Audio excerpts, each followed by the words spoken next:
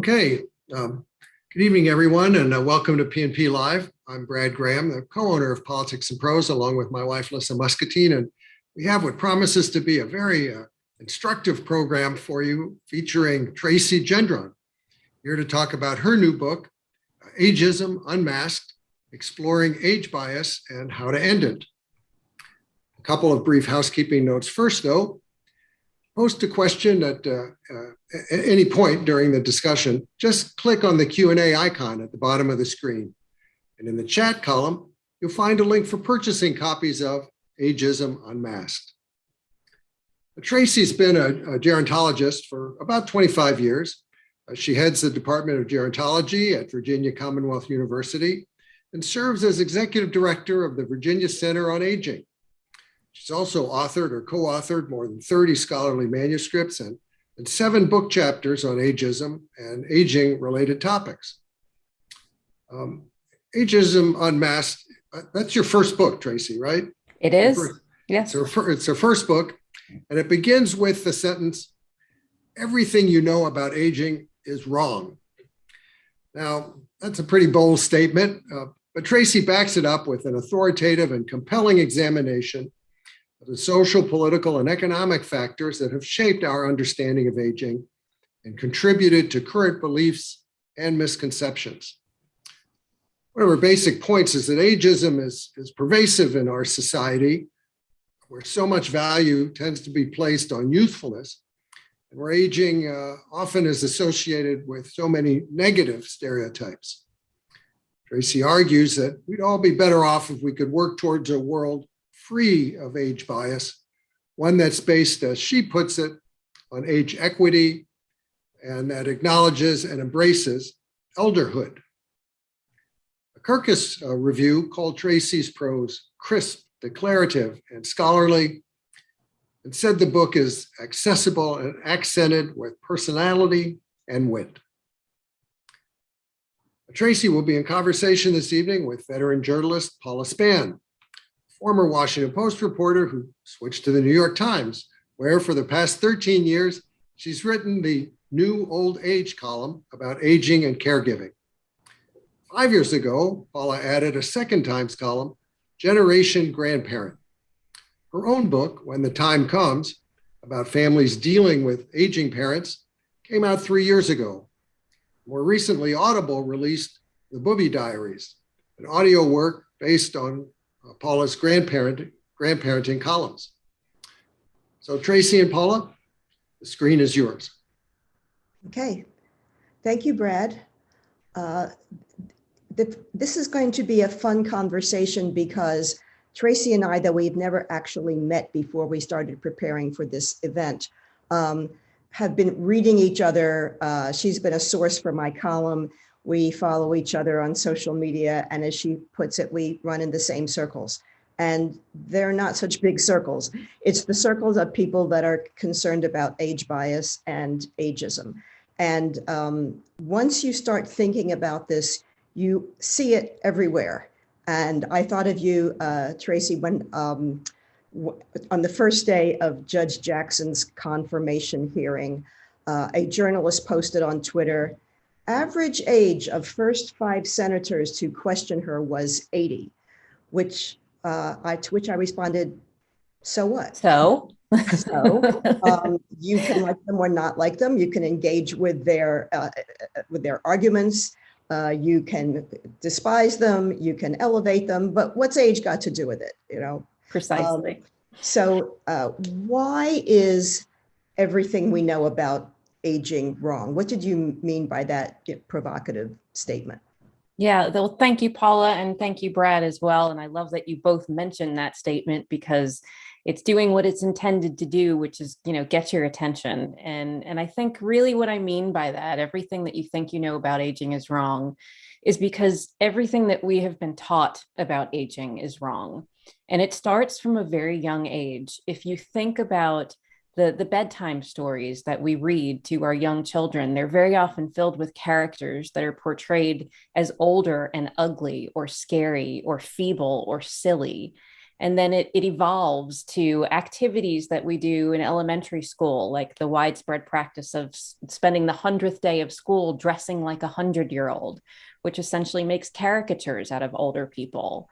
And then we have lyrics that are just teeming with ageism, telling us we never want to grow old, we only want to stay young, and we blindly absorb those.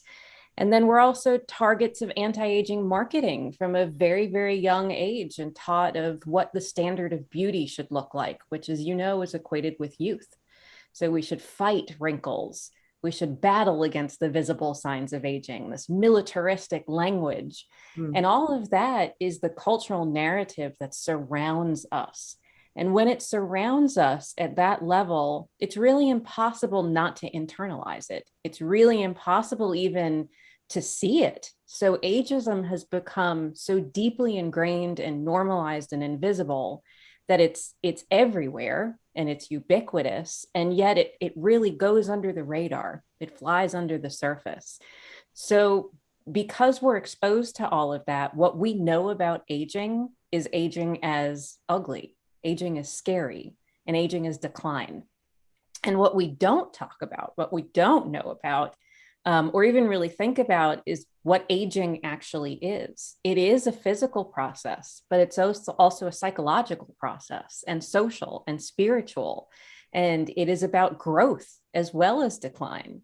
But when we have those messages that bombard us, that tell us that it is a downward slope of decrepitude, then everything we think we know about aging is wrong, because we don't talk about the positive parts. And because we're also so separate from so many older people, which you and I will talk about a little bit later, segregating older people, it also limits opportunities to actually engage with people so that they can share their lived experiences. So we're very conditioned to think of aging in a very negative way. Right.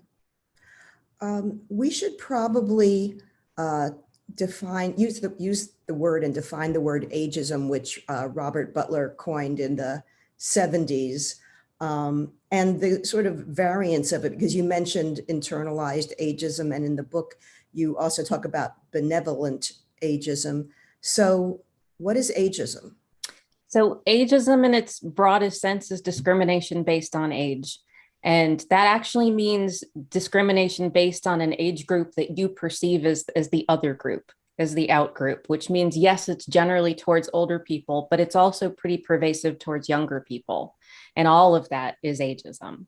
But it manifests in so many different ways. And that's kind of what makes it so complicated, because it's not just about external ageism or how we feel about people of different ages, then that leads to stereotyping and prejudice and potentially discrimination. But it's also internalized ageism, and that's about how we feel about ourselves as an aging person.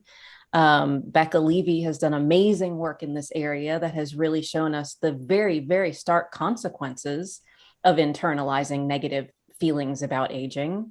And then ageism is also kind of structural and institutional. It's built into our policies, into our laws, into our facilities, and even brick by brick into our communities. We see ageism in all different kinds of spaces and places, as well as ableism.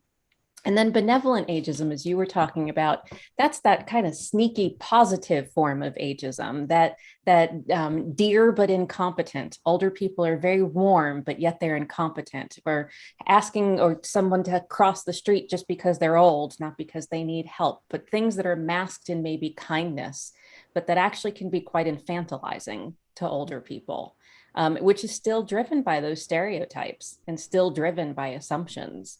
So there's a lot of ways that ageism presents. One of the ways I'm most fascinated in is what I call relational ageism. And that's the conversations that we have with each other that really kind of make it so that it's almost contagious. So that's the conversation where I haven't seen you in 20 years, Paula, and I go, Paula, you haven't aged a bit, or you look great for your age. Right. And then you internalize that as a compliment and say back, oh, Tracey, thank you. That's so kind of you to say. Right. And then it goes on and on and on and on, and it just spreads from there. That's relational, where we feed it back and forth to each other. So it's embedded in all of these levels. I should probably explain that Becca Levy, who you mentioned, is a researcher at Yale, a psychologist and a researcher who has her own book coming out next month on how age stereotypes can affect us. So these compliments, right, including how darling or cute an old person is. And I get that a lot because I'm 5 feet tall. So yeah, the cute little old lady. The cute little old lady. Yeah. Right. So we should probably just take a short detour into terminology here because this is a bit of a minefield. And I'm sure you've gotten this as you've spoken and written, and I get it every time I write a column, which is what do we call this large group of people that we sort of arbitrarily define as being over 55 or over 60 or 65, depending on what subject we're talking about. So I call myself an old person, right? I'm 72. I'm an old person. I don't like euphemisms. You are not yet an old person in our common vernacular. But what do we call this group? If you call them old, they will get mad because nobody likes to be old. If you use euphemisms that were developed specifically not to say old people, like elderly, seniors, they'll still get mad and say, I haven't been a senior since I was in high school. And my personal theory is it almost doesn't matter what term you use because the stigma isn't the language, it's the status. So anything you use to refer to older people, people will resist because they do not want to be old. Correct. So I like elder, and other people will say, well, that sounds like you're the senior member of a church, but I like elder. I think we're both fans of Louise Aronson's book, Elderhood. Yes. What language do you use when you're writing and speaking about this? Yeah, I couldn't agree with you more. I call them Band-Aid words because they're just kind of senior and elderly. They're covering up the fact that we stigmatize all of them. So I'm really in favor of thinking about using the term old as a descriptor, not as a value judgment, and the word young as a descriptor and not a value judgment. I would love for us to take that word old back and to reclaim it so that we can just be it. There's nothing wrong with being old. And then we don't need to find those terms to cover it up, to cover up the shame of wanting to disassociate ourselves. I personally like the term elder. I use the term older person. I think that's fine. Of course, the best thing we can do is just ask any individual what they prefer to be called, which is always nice. But I embrace the term elder because I embrace the concept of elderhood.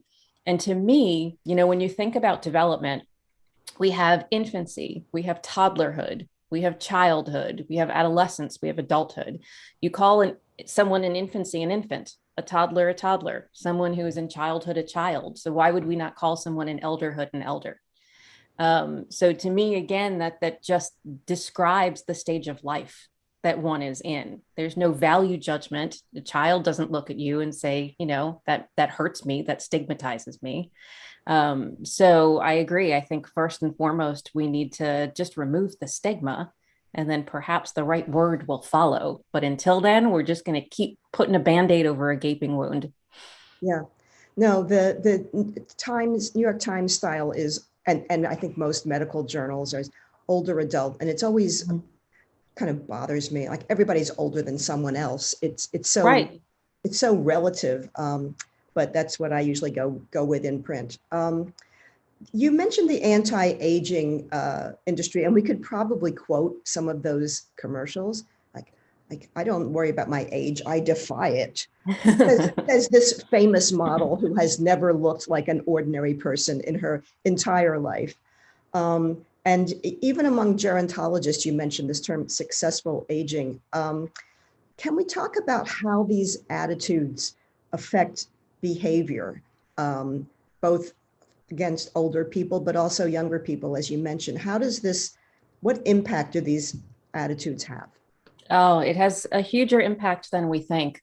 In the book, I talk about some of the common public health knowledge that we have and that freely flows throughout society. Like we know smoking is not good for us. We know that not exercising puts us at risk of certain things. We even know not wearing sunscreen is potentially bad for us and can expose us to the rays of the sun in a bad way. But what we don't talk about, and we do know, is that the way we feel about ourselves as an aging person actually makes a huge difference in our happiness, in our health, and in our longevity. It even makes a huge difference in the way that we run our business, in our profitability, and in terms of inclusion and justice within the community.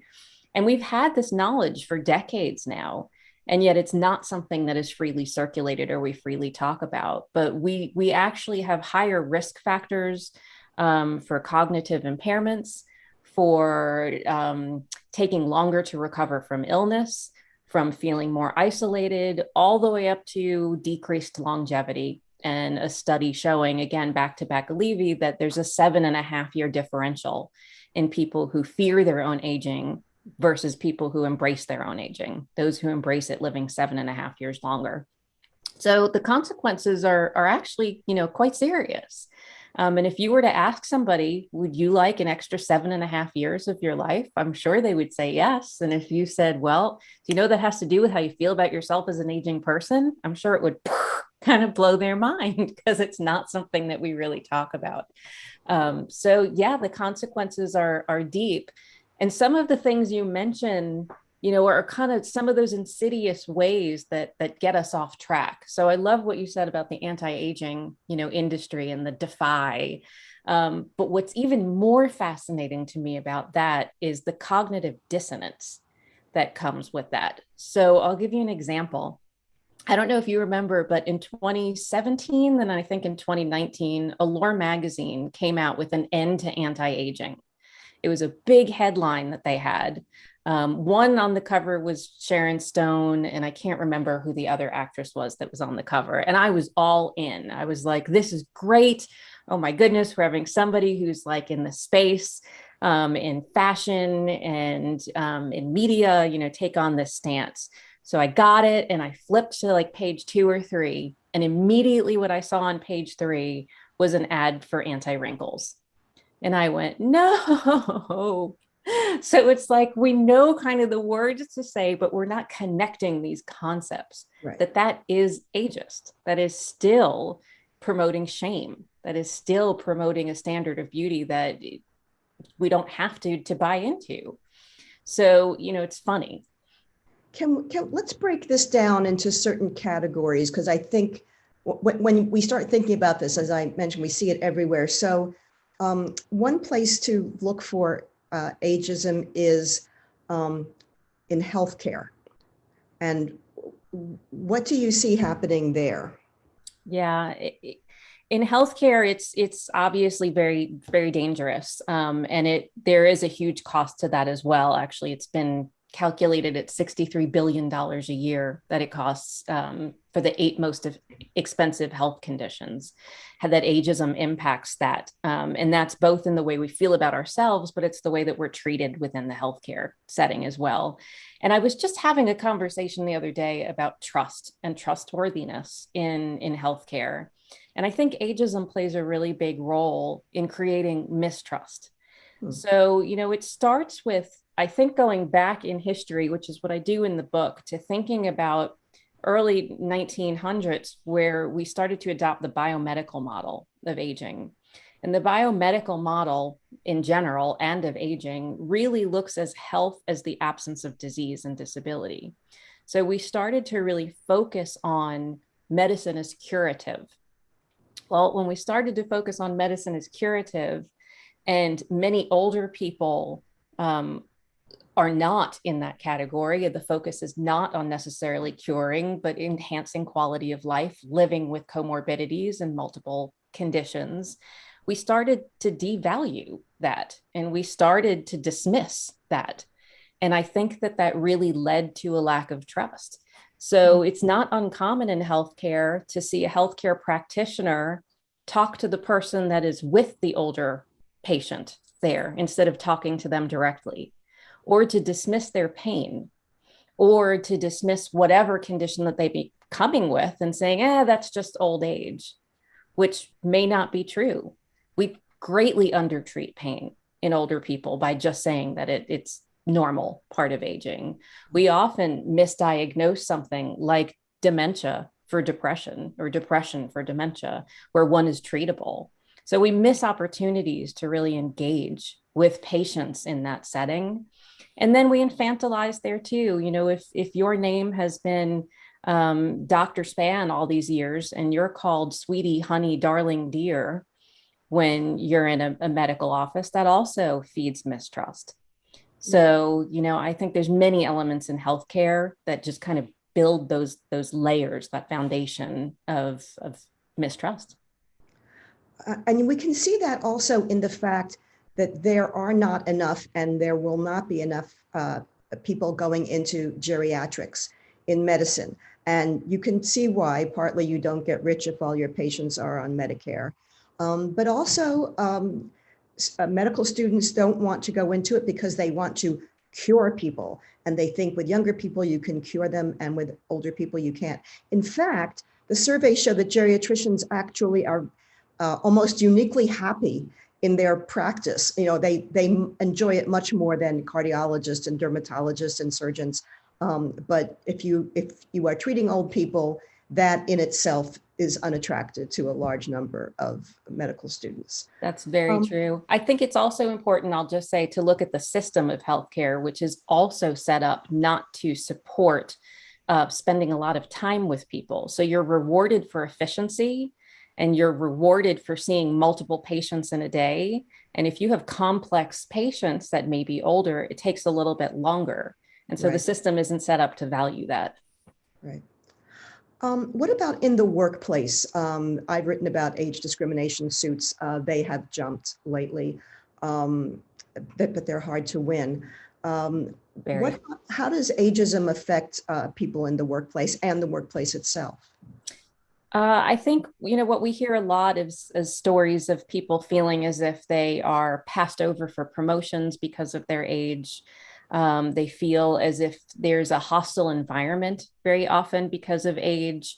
And I think, you know, when I think down to kind of workplace culture and all of this emphasis that we put on DEI training right now, which is so essential, we often don't really incorporate training on ageism or ableism within that. And yet we see a lot of the informal cultures that support that. So I can think of examples of how we celebrate birthdays or how we celebrate anniversaries, you know, over the hill balloons and how funny you've been here for 20 years, you're, you know, a dinosaur, not recognizing that that's actually marginalizing people, that is actually creating that in-group and out-group. So I think there's all kinds of both formal and informal things within work settings that contribute to ageism. And then it's, you know, we make these assumptions that older people maybe aren't going to stay as long or aren't as committed, maybe aren't as skilled or will need more sick days. And there's a lot of myths with that because there are a whole lot of people at all ages that feel very passionate about what they do. In fact, many people who are going back for a second or a third career are really finding purpose and joy in their work, no matter what kind of job it is. So I think there's myths as well. And then there's a third component, which has been kind of my own research, that when we hire the wrong people to work with older people, they're not as happy in their jobs and they don't stay as long. And they tend to have a higher sense of internalized fear of aging. But yet we don't really ask questions about how people feel about working with people or how they feel about their own aging when we hire them. So I think when we're specifically looking at, you know, the aging network, the aging services network, which should be everything because we're all aging, but is focused on older people, we have some work that we can do in trying to figure out, are we actually like matching the right people to the right jobs? And then are we actually valuing those people as well? So I think there's a lot of layers to it in terms of workplace discrimination. I think you can see it in the other direction too sometimes, that these young whippersnappers, like, what do they really know? So, I mean, I think the idea that ageism is only discrimination against older people is incorrect. I agree completely. The workplace is one of those places where you could sometimes see this play out. Yeah. In the book, actually, I have a whole section writing about my feelings about the generations. And I am one of those people that does not buy into generational labels and actually think the rhetoric that we create around it does a lot of damage. And that is exactly it. We will classify and categorize people based on a 20-year, 15, 20-year span and assume that they have all of these things in common. They like the same things. They value the same things. They have to work the same way. It couldn't be farther from the truth. And that definitely leads into this manufactured generational tension. And that happens in the workplace where we're led to believe we have less in common with each other than we actually do. Right. So I think the generational rhetoric is actually like a surefire path to ageism. Right. It's the entitled millennial and the tech phobic boomer and all of that. It's such nonsense. Exactly. What about we were talking before we went on about some recent articles about 55 plus communities that, leaving aside things like assisted living and nursing homes, just the idea of these segregation in living by age, that people over 55 should or maybe do want to live together and apart from younger people. How did this happen? How do we find ourselves in this position? Yeah, and that was an interesting part of doing the research for the book, because that was a question I had myself. And it was really kind of in the 1950s, the Mackle brothers actually started buying property in Florida. And that's when we had started to see some of the Sun City properties in Arizona pop up. And they started to market retirement as a lifestyle. And this is actually, kind of when we tripped over into thinking of retirement as a stage of life. So retirement became something that was seen as a normal and natural part of the lifespan, right? You worked your whole life. And of course, in the 1950s, that was mostly about men. And then you should be rewarded and have a life of leisure in retirement. And so these companies started to capitalize on that and build these retirement communities that were just for older people who could spend all day in leisure and in the sunshine and doing what they wanted to do. And that led us down, a really interesting path, because for some people, that is the dream. And for some people, they do want to retire. But there's many other people that either A, don't want to retire. They get a lot of fulfillment from work. B, maybe can't afford to retire and just isn't part of the path for them. And C, retirement is not a life stage. Retirement is a social institution. So we built this social institution literally brick by brick. We built these structures that segregate older people away from the rest of society. And what happens when that happens? They become others. They become people that are different than the people that are living in communities. And what I think is so interesting is that when you ask older people where they want to live, the vast majority want to live in intergenerational communities. They want to live where they have organic, natural friendships and relationships, not be segregated away. And then if you look, one step further at the evolution of that went into assisted living and long-term care, then you actually start to see structural ableism. So then we have like this microcosm of communities of independent living, assisted living, memory care that continue to get more and more restricted based on ability. So again, we've put these into the structure of our society, so to speak. I should just pause for a minute to ask participants who are putting questions in the chat to please put them in the Q&A tab, which is at the bottom of your screen, because in a while we'll be taking your questions, and that's where we're going to go to see them. So if you put a question in the chat, please put it in the Q&A, which is also on that bottom toolbar. As you were talking about retirement, I was thinking also about this phenomenon called unretirement, in which people do the expected thing and they leave their work at 62 or 65 or 67, and then decide they don't exactly find fulfillment in a life of leisure and they find something else to do, either paid or unpaid, but they unretire. Yeah. Um, A vacation is only special because it ends. right. So how do we work our way towards a more balanced view of aging? I don't think we can deny that there are things that even those of us who try to be age positive, I wish my back hurt less. I wish I could hear better. So, but on the whole, I'm having a nice life at 72, and I imagine a lot of our participants are too. So, how do we find a way to be realistic and not Pollyanna-ish, but not doom ourselves with our negative thoughts? Yeah, that's such a great question. And I love that you say, there are realistic elements that your body changes. And that is a real part of aging. And I don't think to be pro-aging means that we need to ignore that. I think we just need to kind of accept that this is part of the aging process. So it's really looking at those elements of physical change and even feeling as if, yeah, I wish my back didn't hurt so much, or I wish, my knee was in better shape. And that's okay. And then at the same time, recognizing all the ways that we have grown and that we continue to grow, recognizing that, how I feel about myself and my own body today probably feels better than it did 10 years ago or 20 years ago, because I know myself a little bit better, because I'm that much more comfortable with who I am, because I've worked really hard to develop these coping skills that I have.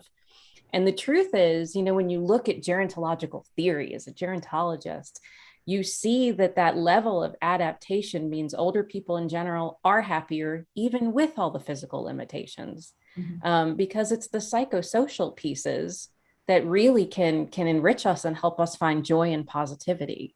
And that's what the theory really shows, is that older people tend to feel more comfortable being themselves, be more uniquely them, and actually see things from a more positive perspective. So I don't think it's denying the physical. I think it's embracing all of it, recognizing that this is the whole package of aging. And as we've said before, what's the alternative to not age? Well, this is what Laura Carstensen at Stanford developed, the U-shaped curve. Like, Yes. People are happiest in their 20s, early 30s, and in midlife, 40s and 50s, when everyone is weighed down by responsibilities of work and family, is sort of the nadir. And then in our 50s and 60s and onwards, people do report feeling happier. It's so counterintuitive to what the ageist narrative tells us. Exactly. And there's this Botswanan concept that I write about in the book called Botsofe. And it talks about the necessity of having a certain level of physical decline in order to maintain spiritual potential. And I just love that concept of saying that in order to achieve this level of growth and spirituality, we actually need to experience some changes in our bodies that slow us down. And I think there's power in that as well. You mentioned in the book this kind of thought exercise of thinking about a younger you as a way of coming to terms with the complexities and contradictions of age. Could you explain what that means and how it works?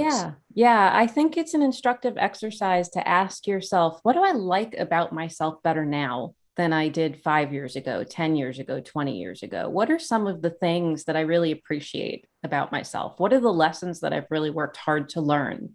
And then to recognize that's aging as well. Again, we tend to focus on the aging as being how my body has changed. But to ask yourself this question of how have I grown? What have I learned? What am I better at? What am I more comfortable doing is also aging.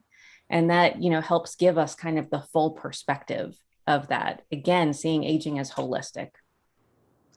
When we talk about how to combat ageism, I think we often think of things like lawsuits under the Americans with Disabilities Act, or age discrimination in employment, or kind of these big social changes, which, I think we'd like to see. But I wonder if we can do this individually too. And I will confess to being a bit of a scold about that, to the extent that that in my regular exercise class at the end where we're lying on the floor, kind of, doing those sort of relaxation exercises on a mat. And my teacher, who's a little younger than me, she's in her early 60s, says things like, as the accordion music is playing, says, think about drifting down the Seine, think about a moonlit night, think about being 30. And right away, I'm like, okay, this is not relaxing. And after class, I said, Gina, you can have a romantic night when you're 60. And I don't know if this makes any difference or not. What do you think? Can we be individually sort of, warriors against ageism? Does it make any difference? Oh, I think it makes a huge difference. I think movements are born one person at a time. So each time we have the opportunity to empower, to reclaim, to redirect, to challenge somebody who's saying something that is blatantly ageist like that, we're planting a seed. And that seed may bloom in that moment. It may be 5 years from now. I can't tell you how many times I've done talks, and I know that the people who are listening are not buying what I am selling. And that's okay, because they might 5 years from now. But I think every interaction makes a difference. Every time we say to somebody who says to us, you look great for your age, and you say, well, you look great for your age too, or what is my age supposed to look like, or whatever it is we say in that moment. If you're giving somebody that recognition, if they see what has been invisible, then it is creating a movement. So I think there's tons of power. We're going to change this person by person. That's how I see it. Okay. Has the pandemic had an effect, do you think, on ageism and the way we think about age? In ways, yes. I think the pandemic has actually elevated the topic of ageism. I don't know about you, Paula, but over the past couple of years, I have seen ageism in more mainstream conversation more than I did for the 5 years before that. Yeah, So I think that there were some elements, probably because there was such egregious ageism at some points. It's just an old person's disease. We should sacrifice old people for the sake of the economy. The hashtag boomer remover, for those of you that remember that was going around, really, really forms of egregious ageism, and blaming younger people for not adhering to masks as if all of them were doing that, even though only a few were. But it elevated the topic. And I think that that's an important next step. So it really has shined a light, and we're seeing more research. We're seeing more people who are joining the movement. We're seeing more people that are writing books and that are coming out to say, okay, I see it now. So in that way, I think that the pandemic actually helped the movement along. Right. We might want to mention an online clearinghouse for these kinds of issues called Old School, that is maintained by author Ashton Applewhite, and she collects research and articles. And so people who, after reading Tracey's excellent book, Ageism Unmasked, to keep up with it, going to oldschool.org is a place to find like-minded people. Definitely. And not feel like you're shouting into the wind. I think before we go to questions, humor can play into this in good and bad ways. And one of the things I hate most, and I think you do too, is the self-deprecating joke that I think use as a shield. Like if we make a joke about being old, then we're preventing someone else from. So we both teach graduate students, and when they forget something, which happens all the time, they never call it a junior moment. They just forgot something. And so I learned from that, and I do not refer to senior moments. I just say, sorry, slipped my mind. How do we determine, if we're trying to not be ageist, how do we determine what's offensive to ourselves and others? What's the litmus test or the guideline? Yeah, and that is a tricky one with that self-deprecating humor, because I agree with you. I do think it's a shield. It's a coping mechanism because we don't want to feel judged. So I think we're calling it out before we experience the judgment from someone else. When I share with people to not use or try not to use the words old and young with judgment, what I will suggest is, whether it's humor or whether it's a compliment or whether it's, whatever it is that you're trying to say, if you were to substitute some other kind of demographic, race, gender, ethnicity, sexual orientation, if it were to sound offensive, then it's offensive regarding age or old as well. Even thinking about the term, the anti-aging industry, would we have an anti-gender industry? Would we have an anti-race industry? We wouldn't. And if you go, oh gosh, that doesn't feel good, then that holds true for old and young and as well as aging. So I think sometimes if we take a step back and we say to ourselves, again, if I did this substitution, would it make me cringe?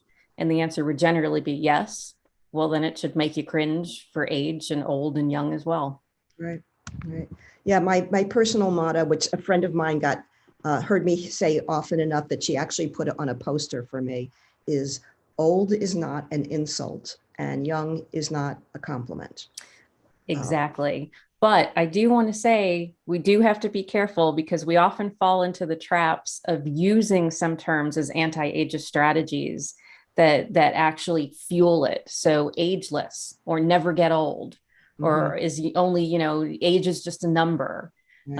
Only as young as you feel. I do encourage people to think critically about those too, because they're still stigmatizing or denying age. Right. And the whole point is to embrace the old, embrace the age. Right. Yeah. Let's see what some of our participants would like to hear about. So let's 6:37. All right. So Susan Williams asks, how do you suggest that people respond to ageist comments that are well-intentioned? Great question. Yeah, that is a great question. And it's a question I get a lot. And it truly does depend. It depends on the situation. It depends on the person. It depends on the context. I think sometimes it helps to reframe or to ask a question with a question. So to ask, can you tell me more what you mean about that? Going back to you haven't aged a bit. Tell me what you mean about that. How do you see aging? Or to kind of say, I think what you're trying to tell me is that I look great, and that has nothing to do with my age. So either reframing it or a question with a question, or sometimes even just calling it out if that's what's appropriate. I think we all have to kind of find that space of being uncomfortable doing this and getting comfortable being uncomfortable. But to be allies and to create the change, we do need to start to reframe this for people. Yeah. Would you start by saying, I realize that you're intending to compliment me, but here's my problem? Something like that? Absolutely. Especially if it's somebody that's, in a relationship with you, a personal friend or whatever, like, yeah, I appreciate what you're saying. Let me share this with you. Mm-hmm. Yeah. Okay. Rick Bana says, do we need a metoo movement for elders? Yeah, well, I think that there's so much power that is unharnessed and so much untapped potential that is the wisdom among current elders right now. And I think it would be absolutely lovely if we did. And I think the Great Panthers is an example of that kind of movement, of people that are really coming together to say, not only do we want to be heard, we have important things to say. And we want to be included in these conversations, not about us without us. So yeah, I do think that there's a lot of space for that. Right. I was when you mentioned the Grey Panthers, founded, I think it's like 40 years ago, Maggie by Cohen. Maggie Cohen in Philadelphia. I also think about in New York, the Grannies for Peace, who are front and center at many different kinds of social justice demonstrations, and kind of using their age as a way to, I think, with pride, I would say. Absolutely. Absolutely. All right. So Naomi Tarantel says, yeah, how do you suggest we respond with humor, if possible, to being called sweetie, honey, darling, dear? Do you call the cardiologist, well, honey? Or maybe that's not helpful. No, okay, I'll tell you what my father does. My father now walks around with articles that I've written and my book. And every time somebody calls him young man, he actually just bombards them with this and is like, my daughter would not like that. And here's why. And now it's a running joke between him and one of his doctors. But yeah, he will call it out when he says it. But he'll say, my daughter wouldn't like that. She's a gerontologist and this is what she thinks about it. I think it's okay to say my name is, or please call me whatever I prefer to be called. And I think we could do that at any age. I mean, it would be just as offensive no matter what age if my doctor called me sweetie or called my 18-year-old daughter sweetie, or, we need to demand the respect that we deserve and to be called what we want to be called. Right. So Liz Wilson, interesting question. Does ageism happen in other countries the way it happens here in the USA? It does. So there's a lot of research right now that shows that ageism is pretty pan-cultural and that we really see elements of it everywhere, even in cultures that you might not necessarily think. And I think part of it is as different cultures have become more kind of capitalistic in nature, and we tend to value that sense of productivity and contribution. And as families, the structure of families have changed. And we no longer see as many intergenerational units as we did before, but children tend to move away. We have seen a rise in ageism as well. Now, not to say there are certain cultures where I think being an elder is more revered, and there certainly are more markers and milestones and celebrations. So I know in Japanese, Thai, and Korean cultures, they have markers and celebrations at 60 years old. And then I believe every 12 years after that with really big celebrations. So I think some cultures certainly approach the celebratory element in a different way. But overall, there's a lot of research that shows ageism is pretty much everywhere. Mm. I've heard this from in reader comments when I write about long-term care. There's frequently people write in who are immigrants and say, in my culture, we would never treat old people like this. We always take them in.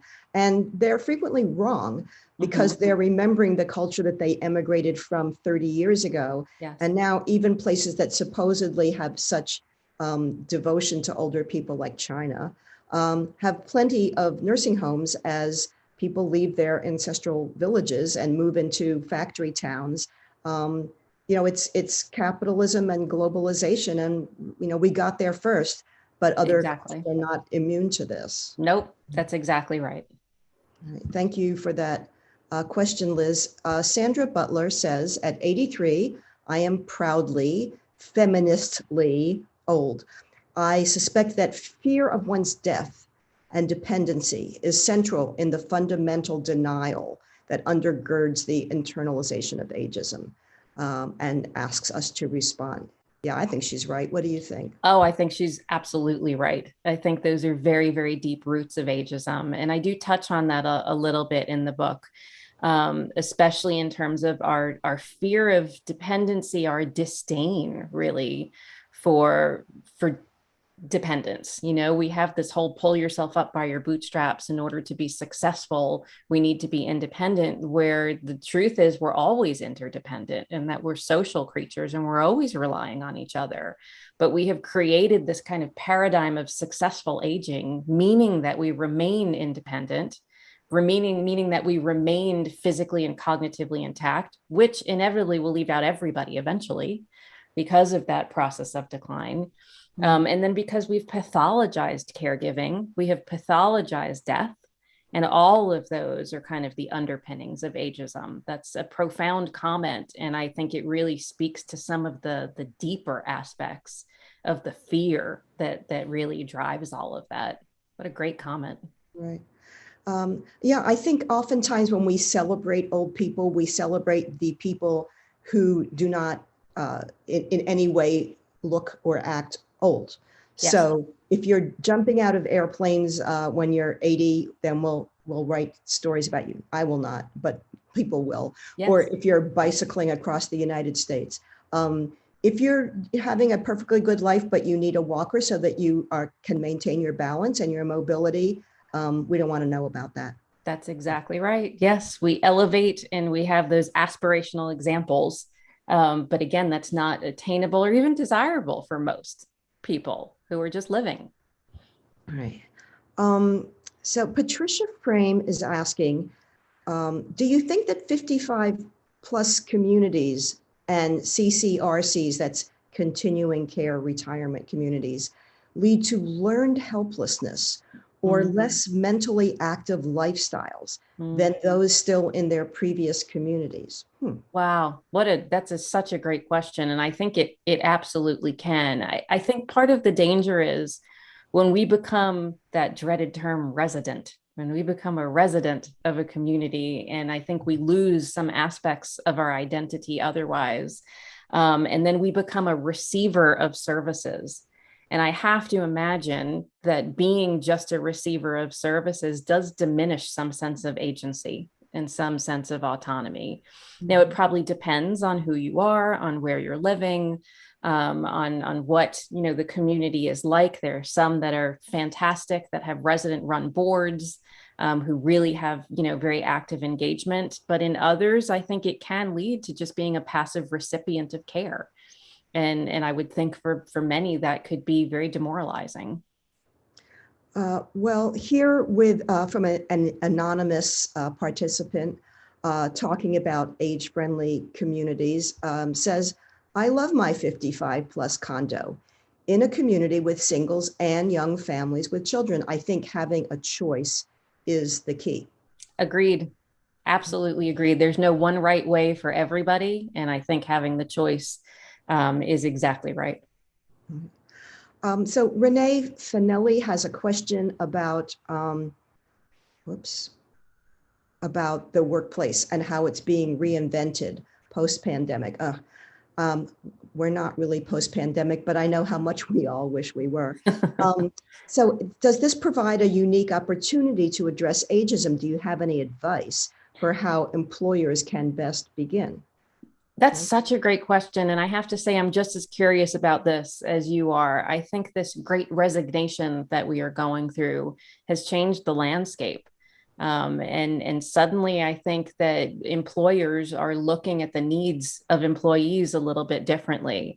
So I'm not sure what the end result of that is going to be, but I do think that there is just this great opportunity right now to start to think about that and change the narrative just a little bit, to bust some of those myths we were talking about and to kind of think about the value of the older employee. And the value that older people bring to the workplace, completely. So I think that remains to be seen. But I think the other piece is DEI has been a very important topic lately. And again, to try and get this ageism, ableism included in these DEI efforts could also end up really positively impacting the workspace. Right. So, yeah. It's the kind of it's the inequity that almost never comes up. Yep, exactly. Here's an interesting question from Lorraine Perlman. Can you speak to the differences in ageism specific to gender? It seems more prevalent to me among women. Is this the case? I think in ways, yes, but I think it's just different. In the book, I write about it in terms of masculinity and femininity rather than men and women. And I think that with femininity, I have heard women, older women, describe themselves as hypervisible and invisible all at the same time. And I think that hypervisibility is that tremendous focus that we have on our appearance and the standards of beauty. And as we were saying, what color is my hair? And have I treated my wrinkles? And, how do I present outwardly? With the invisible part feeling like dismissed, maybe ignored, certainly in the workplace, passed over for either new jobs or promotions. So I think that there's that tension with femininity and with women that we do see. And I guess when you compound any form of discrimination, it leads to cumulative disadvantage. So sexism compiled with ageism, compiled with racism is just adding more and more layers. I think with men, or with masculinity, though, if you think about the top product that is marketed to older men, I think it says a lot. So it's testosterone. We are constantly like giving men this message that in order to be masculine, in order to be the ideal older man, that it's somehow around potency or virility. We have messages with men about, kind of toxic masculinity and not caregiving. And men are very often loving, beautiful, wonderful, willing caregivers. So I think there's different kinds of messages that we give to both men and women, and both can be very impactful. You just have to kind of look at how they present differently and how they're targeted differently. Right. And think of the gendered language too. There's like codgers are seen as male and crones as female, and they're both, unless they're being, proudly claimed, which some people do. I think they're both offensive. Absolutely. On intent. Susan Williams says, do you think some of our traditions have ageism built into it? For example, counting candles at birthdays. Would it be better to just celebrate the person rather than their age? I don't know. What do you think? That's a really interesting question. I can't say I've thought about it. That my gut tells me I think age is an important part of our identity. Again, I think if we think of it almost in terms of, leveling up the person that we've become and that we continue to become, there's a celebratory element for each year. I have, had another year on this planet. I have another year of life and experience under my belt. So my initial gut feeling is I think we need to acknowledge and embrace age as a part of it rather than ignore it. But I really like that question and find it very thought-provoking. It is thought-provoking. I do wonder about things like if we say it's my birthday, I'm not counting any candles. Is that sort of that evasion? Exactly. Of like I'm perhaps analogous to supposedly being colorblind about race. Maybe I don't have any. I might have trouble fitting this many candles on a cake, but I don't have a problem saying my age. So, right. And there are people that would even argue that we should never use age. We should just talk about individuals. But sometimes we do have to talk about these cohorts. I'm waiting, like you said, for the right word to float in. But meanwhile, I guess we're both pretty happy with elders. Yes. Elders. So let's make this the last question because we're going to run out of time. But here's Julie Brower, who's a physical therapist and works for a continuing education company where we travel the country educating students and clinicians to advance care for older adults. And they love Becca Levy's work and Ashton Applewhite's page. How would you suggest that clinicians like physical therapists or occupational therapists can best go about creating change in the medical system to battle ageism? I think that is a great question. So I work at VCU Department of Gerontology. We're a gerontology program. We have a physical therapy program that is right in our building, and we just started a joint program with them to try and get some gerontological knowledge. I would say, you clearly are seeking out all of this information since you know so much about the pioneers that are in this space. Keep working on seeing the person that is right in front of you, not based on their age, not based on other forms of, categories, but on who they are. It's a concept called person-centeredness. And it's what we talk about a lot in gerontology, that in order to really effectively treat anybody and have a really good provider-patient relationship, we need to put the patient or the person at the center of that. And I think if we role model that by not going in with assumptions, by not going in with these judgments based on how old somebody might be, but we ask the questions of each person, then we're doing the work. And then we're role modeling that behavior as well. So good for you for asking. And I have a feeling you're probably doing that already. A really good physical therapist. Yes, true for patients of all ages. Great questions, everyone. Thank you. And Brad is back to usher us off stage. And great moderating, Paula. It's so wonderful when the moderator can bring her own knowledge of the subject to the discussion. And Tracey, there's so much in your book about how we got to think about aging and how we should think about it and free ourselves of the age bias that's become so prevalent. And And like your dad, I'm going to start walking around with a copy of your book and holding it up whenever somebody calls me young man, you know. I love it. To everyone watching, thanks for tuning in. A reminder that in the chat column, you can find a link for purchasing copies of Ageism Unmasked. From all of us here at Politics and Prose, stay well and well read.